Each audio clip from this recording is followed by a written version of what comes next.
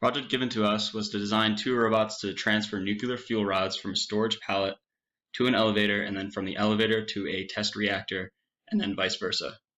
The robot must unload fuel rods in a specific order predetermined by the customer to prevent unwanted nuclear reactions. The robots must also use a partially predetermined set of DH parameters given to us by the customer. The robot design for the pallet room is a 7 degree of freedom robot.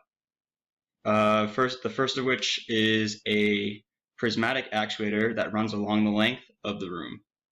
The remaining joints are either axial or bending actuators. The actuator at joint 3 has been increased in size to compensate for high torque present during operation. The DH parameters for this robot were determined experimentally and are seen in the table beside the image of the robot.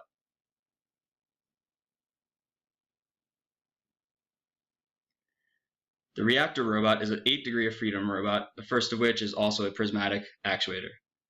It is mounted on the ceiling of the reactor room, and the remaining 7 joints are a combination of axial and bending actuators. It is suggested to use a gearbox with a high gear ratio for joint 5 due to high torque present during operation. The robot was designed with a small workspace in mind, so modifications to the robot were made to allow links to overlap during operation.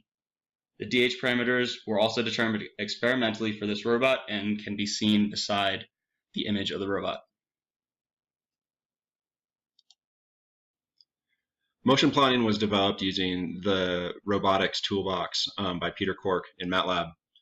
The first step in developing the motion plans was to identify standard steps for each of the reactor robot and pallet robot.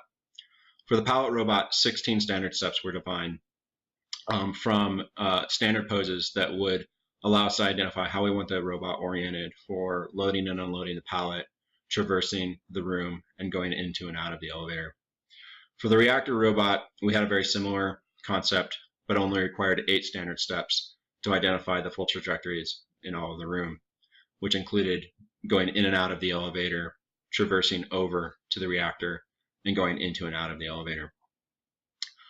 For the pallet robot, we used a combination of 2DOF and 3DOF planar inverse calculations executed using the RVC toolbox to develop the trajectories for going into and out of the elevator, as well as getting the positions exactly right in the going into and out of the pallet.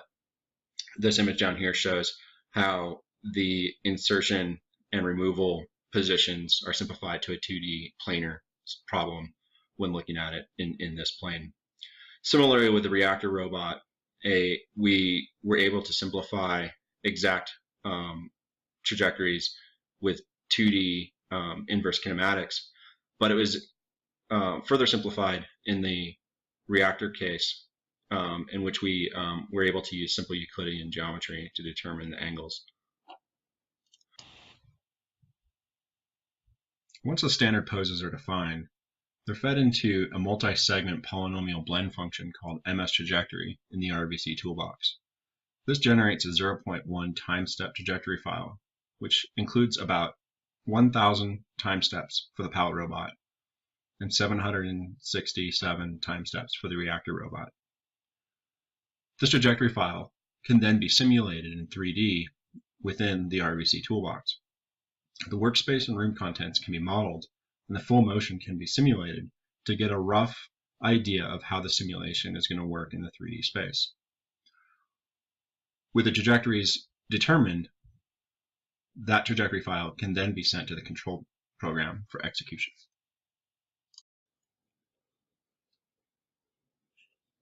The dynamic model of our robot was built in MATLAB with the robotics toolbox using information from our SOLIDWORKS models. From here, the dynamic simulation was built around a linear PID controller with a gravity compensator. A diagram of the controller is in the bottom left. The controller finds the difference between the current and desired joint angles and then calculates the amount of torque required to move the actuator to the new point. This torque request is summed with the torque required to oppose gravity, calculated by the gravity compensator, which is passed on to the joint actuators. The torque required for one run in the pallet room can be seen in the bottom right. This simulation runs at 100 Hz and can be ran in real time. The control program simulates the path of the pallet room and reactor room robots in sequence.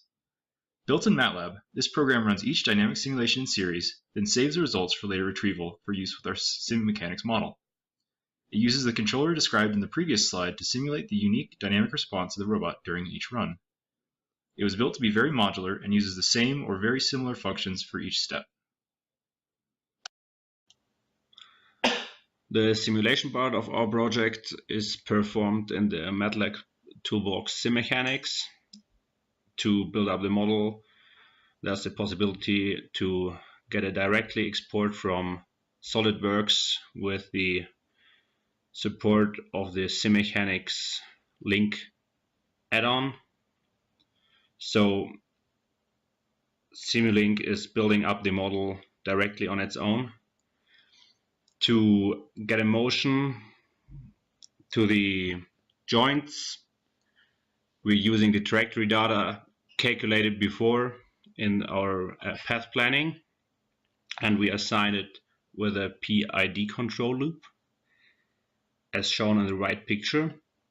There we have our revolute joint with an input and a sensor data output, and this is looped by our PID controller. Additional, we have our trajectory table, which is giving us our joint angles.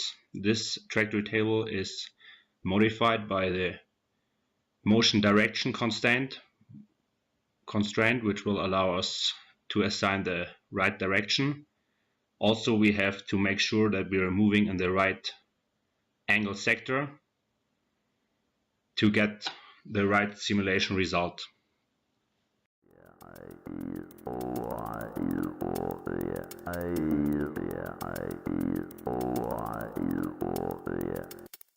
Yeah.